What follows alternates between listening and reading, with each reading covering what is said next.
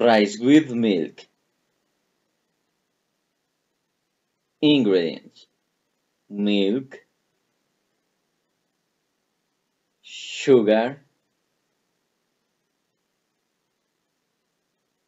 cinnamon,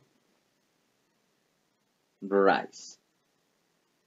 Preparation: 1. Pour 4 cups of milk into a pot and let sit for 2 minutes. 2. Add 1 cup of sugar to the milk. 3. And 3 cups of rice. 4.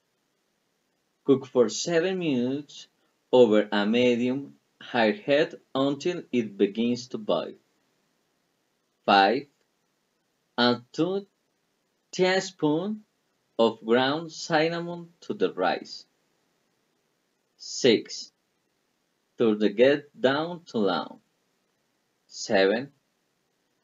Cover the pot and let it sit for 8 minutes. Finally, we finish.